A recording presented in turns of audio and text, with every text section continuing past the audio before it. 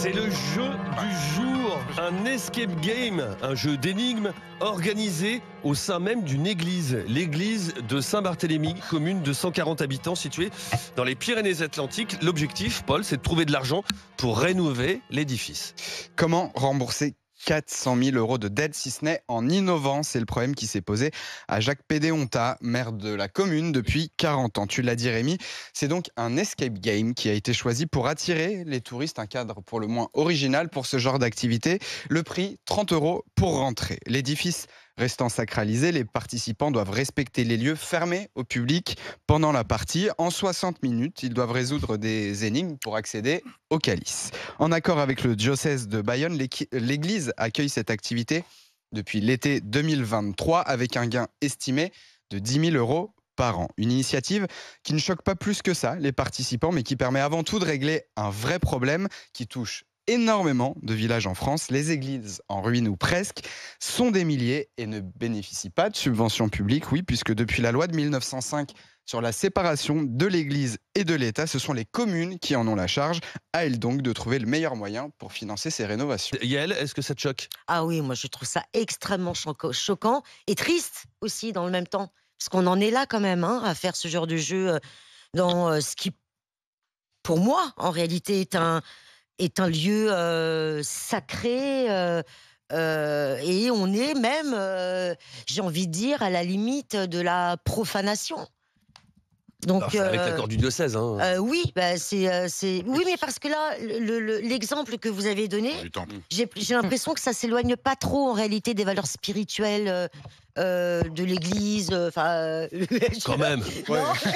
Il y a Ça m'intéresse ce que tu dis. Écoutez, j'essaye de comprendre parce que pour moi c'est tellement, je veux dire, c'est tellement surréaliste en fait. Je veux dire, pour moi, c'est un endroit dans lequel, je veux dire, on est dans le haut lieu de la spiritualité.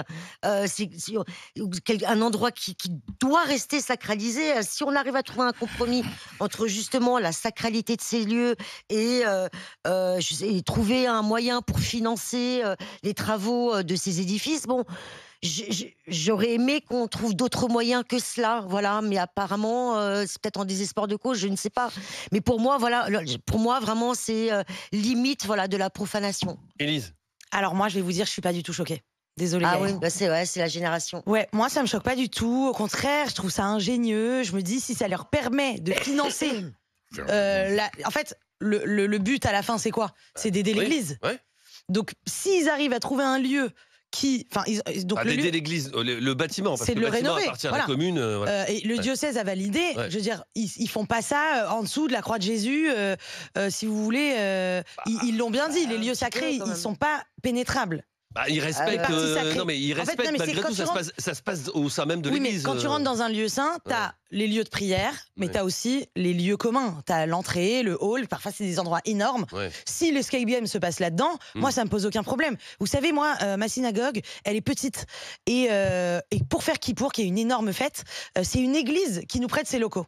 D'accord? Donc, dans ma synagogue, on fait Kippour dans une église, dans une des succursales d'une église. Bon, où est le problème?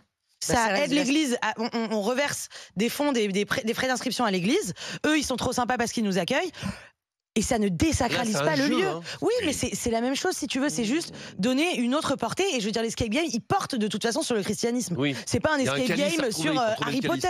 Voilà, c'est pas un escape game sur Harry Potter. C'est un escape game qui porte sur le Christ, le calice. Il y a peut-être des hosties à gagner, je sais pas.